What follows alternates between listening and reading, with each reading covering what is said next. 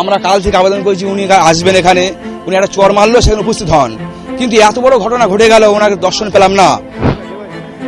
ঘটনার 10 দিন পর অবশেষে বারাসতের কামদুনি গ্রামে গেলেন মুখ্যমন্ত্রী, তবে অত্যন্ত গোপনীয়তা অবলম্বন করে।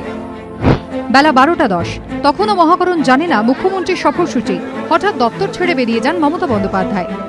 দুপুর 1:30 তৃণমূলের সর্বভারতীয় সাধারণ সম্পাদক মুকুল রায়ের সঙ্গে কামদুনি পৌঁছান মুখ্যমন্ত্রী, কিন্তু রাস্তা খারাপ থাকায় কামদুনি গ্রামে ঢুকতে পারেনি মুখ্যমন্ত্রীর গাড়ি। একটি বাইকের পিছনে চেপে মৃত ছাত্রীর বাড়িতে পৌঁছান মমতা বন্দ্যোপাধ্যায়, আরেকটি বাইকের পিছনে মুকুল রায়। মৃতের পরিবারের সঙ্গে কিছুক্ষণ কথা বলেন মুখ্যমন্ত্রী, পরিবারের পাশে দাঁড়ানোর আশ্বাস দেন তিনি।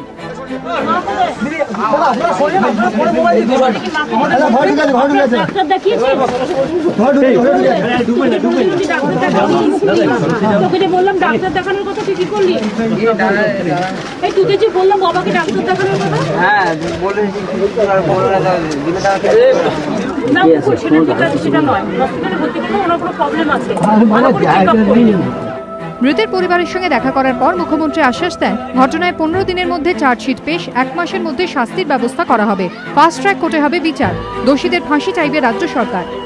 15 দিনের মধ্যে চার্জশিট দিয়ে দেওয়া হবে, মানে জেলে থাকাকালীনই, এই লকআপে থাকাকালীনই। আর হচ্ছে বিশেষ ব্যবস্থা, যেটা ফাস্ট ট্র্যাক কোর্টে আমরা চেষ্টা করবে অ্যাজ আর্লি অ্যাজ পসিবল, যত তাড়াতাড়ি সম্ভব হয়। আমাদের চিফ সেক্রেটারি ডিজি আপনাদের আগেই বলেছেন যে এই দুটো কেসের জন্য আমরা দরকার হলে ফাঁসি এবং মৃত্যুদণ্ড দুটোই আমরা চাইব, এটা কোর্টের কাছে চাইবে গভর্নমেন্ট। মুখ্যমন্ত্রী জানান, অপরাধ রুখতে বারাসত থানাকে 4টি নতুন থানায় ভাগ করা হচ্ছে।